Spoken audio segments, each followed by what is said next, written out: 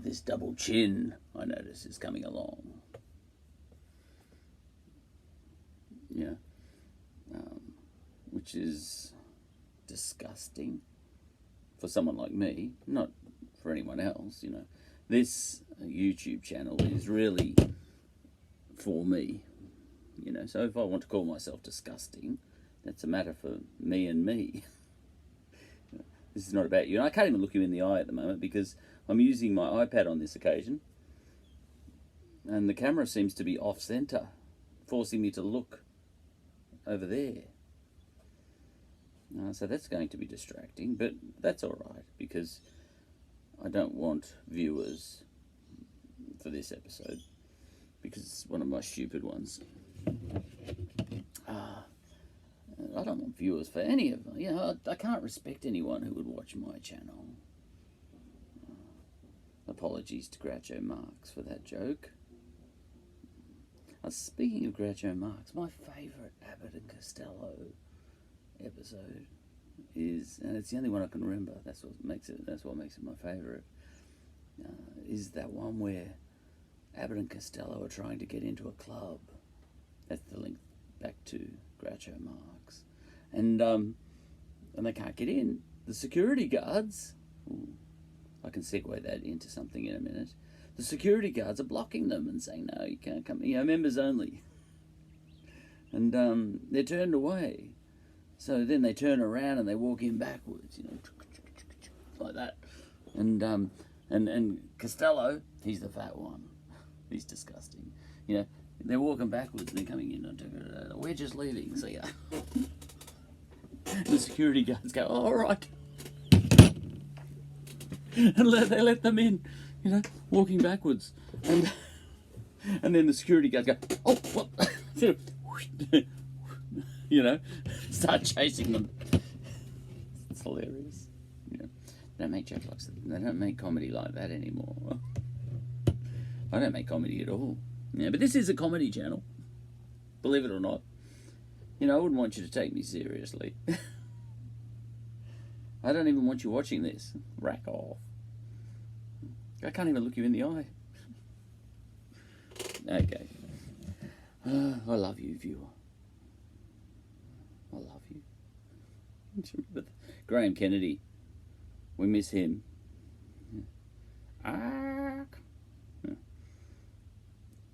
He was forced to get on TV and apologise.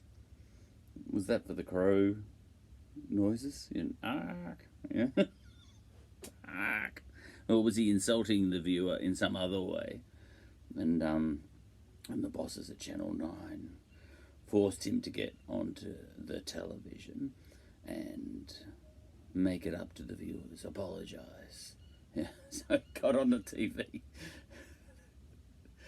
And he said, I love you, viewer. I love you. Hello, viewer. You've got to despise the viewer. That's what the viewer wants. But this episode is not about any of that. And I would advise just switch it off already if you haven't already. But, you know, interesting things come across my desk. So I want to tell me about them. You know, so this episode is for me, not for you. In fact, all the episodes are for me. For example, I would want you to take me seriously about the previous episode, which I think was me having a vote for cancel culture. You know, I voted for cancel culture, defended cancel culture. I love it. I love you, cancel culture.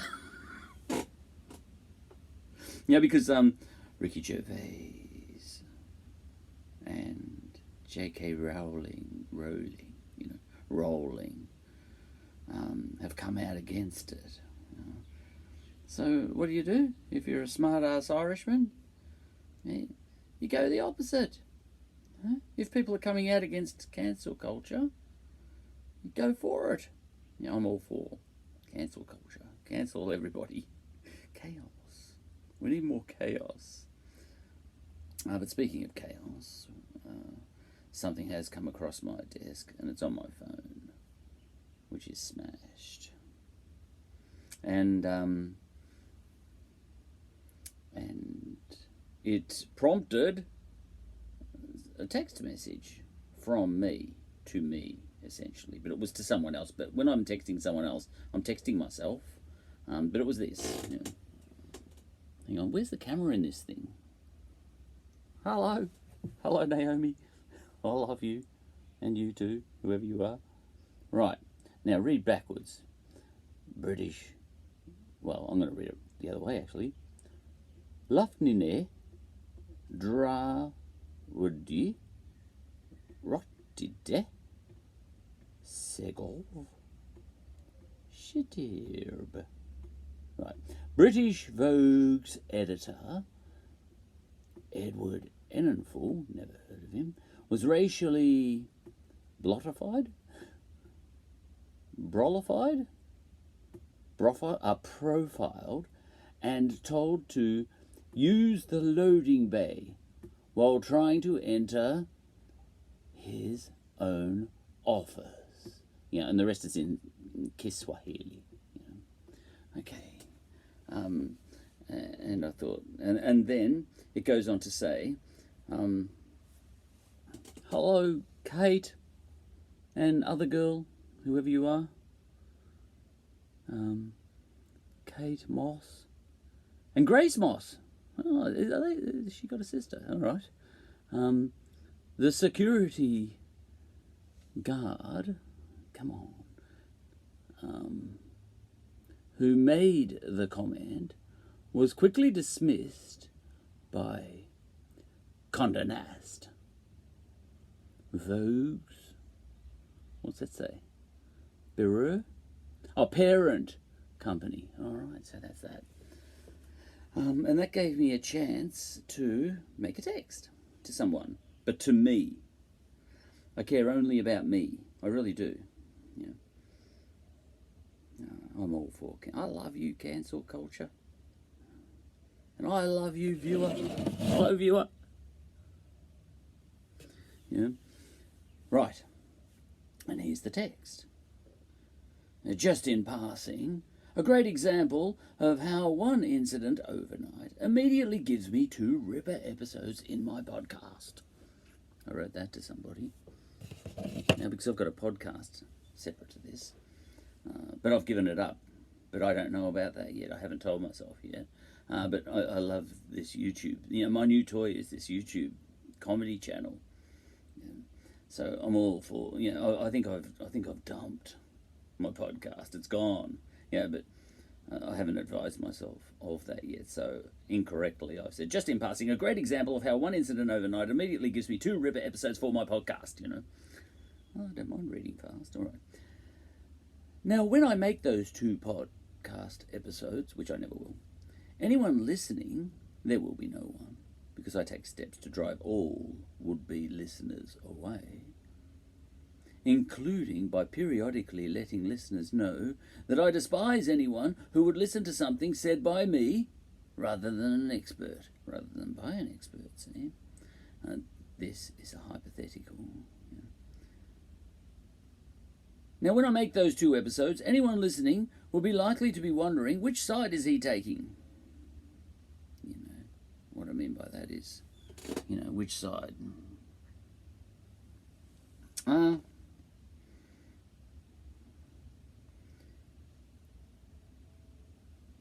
Well, I text. I would be carefully purging my head of caring at all about the rights of the security guard, who in whole or part here has clearly been fired seemingly without investigation. The justice and left-wing Labour/human union question by someone infinitely more powerful than him, namely this black editor. You know, I don't mind saying black nowadays. My mum used to teach me not to even see black. But I've been educated, so black is back. Back in black. You know, back is black. I think we were saying colour for a while, but it's black now. And I move with the times, there's no doubt about that. So I would be carefully purging my head of caring about the rights of the security guard, or BLM, that's Black Lives Matter, and the rights of this editor to not be racially profiled, BLM means Black Lives Matter, and in my podcast, I've come out heavily in support of Black Lives Matter. I'm on the record for that. I see it as a form of, it's a cousin of feminism, as far as I can see. Like if you're on a rifle range and you're trying to hit the target, but your social construction is such that you keep missing to the right a little bit, and there may even be some prevailing winds and all that sort of stuff. For one reason, or two, or three, or four, you're missing to the right, and there's always these more men in Parliament, or more fairness for white people instead of black people, and you're hitting right, and you're aiming dead centre. You're always aiming for the target, for a bullseye, and you keep going right. Now, what happens there, I see Black Lives Matter and feminism and lots of other things too, shooting a target on a rifle range. I can't look you in the eye. As, being this sort of thing that, what would you do if you were on a shooting range like that and you wanted to hit a bullseye? You wanted to get that guy right in the forehead, What would you do? Well, you would, pardon my metaphors, my analogies, but what you would do is you aim slightly left. Compensate. Quotas, whatever. I'm heavily in favour of quotas, in Parliament, for women. Maybe for people with black skin as well, or brown skin even. Brown skin is black skin. I've been educated on that, and I'm on board with that too. Right. So I would be carefully purging my head of caring at all about the security guard, or that editor. The rights of that editor to not be racially profiled. Okay, I'll just read the rest without commentary.